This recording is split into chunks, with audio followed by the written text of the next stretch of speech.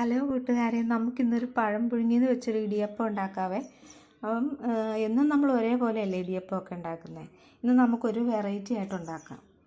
അപ്പം വീട്ടിൽ കുറച്ച് പഴം ഉണ്ടായിരുന്നു, അത് കഴിക്കാൻ പറ്റിയില്ല. അപ്പം നന്നായിട്ട് പഴുത്തു പോയി. ഇപ്പോൾ ഒരു 4 എണ്ണമാണ്. അത് ഞാനിങ്ങനെ കുക്കറിൽ ഇട്ട് പുഴുങ്ങി വെച്ചിട്ടുണ്ട്. ഞാനിപ്പോൾ അതെല്ലാം മിക്സിയിൽ നന്നായിട്ട് അടിച്ചെടുത്തിട്ടുണ്ട്. അതിലേക്ക് ഒരു നുള്ളു ഉപ്പിട്ട് കൊടുക്കണം, ചുമ്മാ ഒരു ഇതിന് വേണ്ടി. പിന്നെ അതിലേക്ക് അരിപ്പൊടി ഇപ്പം ഞാൻ 1 കപ്പാണ് എടുത്തിരിക്കുന്നത്. അത് ലാസ്റ്റ് ഞാൻ പറയാം എത്രയാണ് അത് ഉപയോഗിച്ചിരിക്കുന്നത് അരിപ്പൊടി.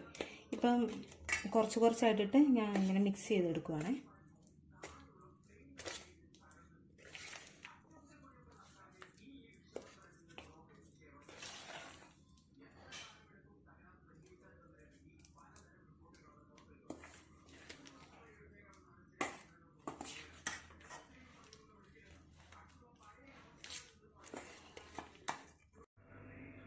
അപ്പോൾ എനിക്ക് ഇത് കുഴച്ചെടുക്കാൻ എനിക്ക് 1.5 കപ്പ് അരിപ്പൊടിയാണ് വേണ്ടി വന്നത്. അത് കഴിഞ്ഞിട്ട് ഇനി നമുക്ക് ഇടിയപ്പത്തിൻ്റെ അച്ചിലേക്ക് മാറ്റിയിട്ട് ഇടിയപ്പം ഇങ്ങനെ നമുക്ക് ചുറ്റിച്ചെടുക്കാം. അപ്പോൾ ഇടിയപ്പത്തട്ടിലേക്ക് തേങ്ങ ചെരുവിതെടുത്ത് വെച്ചേ. ഇനി നമുക്ക് ഇടിയപ്പം പിഴിഞ്ഞെടുക്കാം. ഭയങ്കര ബുദ്ധിമുട്ടൊന്നുമില്ല കേട്ടോ, നല്ല ഈസി ആയിട്ട് കിട്ടുന്നുണ്ട്.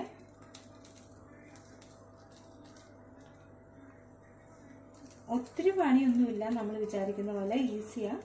അതാണ് നിങ്ങൾ ഇതൊന്ന് ട്രൈ ചെയ്ത് നോക്കണം.